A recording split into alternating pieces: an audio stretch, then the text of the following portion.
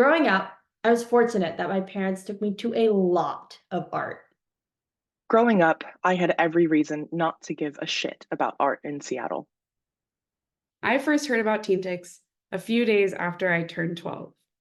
I went home and promptly read everything about them online. Where I come from, the only thing people care about is how much better their Range Rover Sport is than the neighbor's Mercedes G-Class, how much better Mr. What's-His-Face's lakefront house is than Mrs. What's-Her-Name's golf course getaway. We were all stuck in our own plastic bubble. I didn't know there were so many opportunities I was missing out on. I didn't even know about TeenTix until I was 16. When I moved here, I saw a lifeless and gray city. I didn't know that a community could gather around art. Where I came from, it was frowned upon to show much interest in the arts, let alone engage with other teens. I received my TeenTix pass and quietly explored symphonies, ballets, and the museums. TeenTix was like my secret weapon. It opened up a whole new world. A little scary, but it fascinated me. My childhood was made up of SIFF films and my mother dragging me kicking and screaming to plays. But my family isn't well off. Between ballet classes and groceries, very little money was left for seeing art. Around the age of 11, my mother was scouring the internet for ticket discounts when she found TeenTix.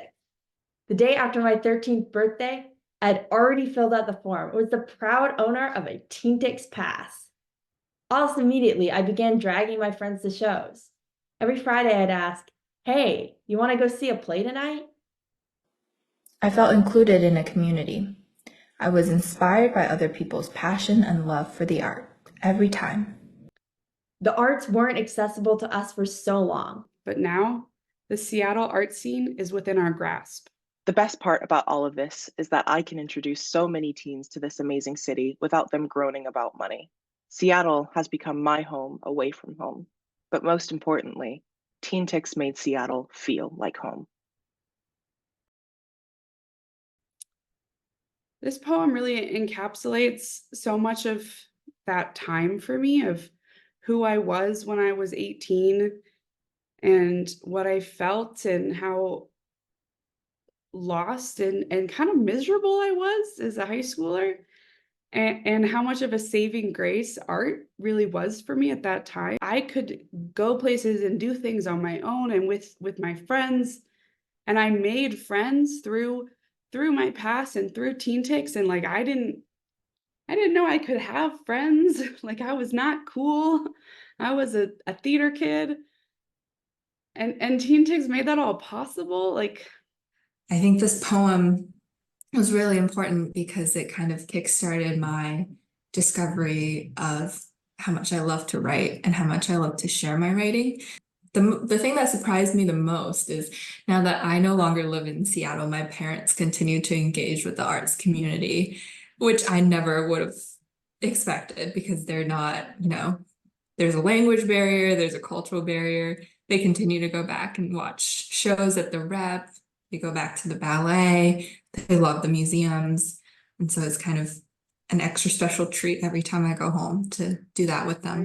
I live in London now. I went to uni here. I now work as a UX UI designer. Still try to go out when I can, still sing as many musicals and plays as possible. I do frequent quite a few different like galleries for mostly like light shows and things like that, or light and sculpture. I find is very interesting to me now, and a lot of music, always music. Shout out to KEX. I studied art history, and I want to become a museum curator. And it all comes back to TeenTix. In 2015, I had no idea that arts administration was a career path. Goodness, any arts organization had an entire team behind it, making all the things happen. And that blew my mind the first year I joined New Guard. I was so used to being the youngest person in the room. I was so used to being the only person under like 60 in a room in an art space. And suddenly I had a whole group of friends and people I could hang out with and talk with. I was part of leadership. I was part of decision making.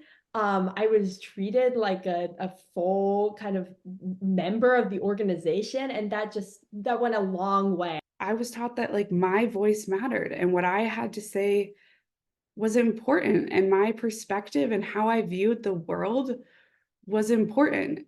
And that fundamentally changed my life, to have adults tell me that what I had to say was important. It was special. Yeah, it was definitely special.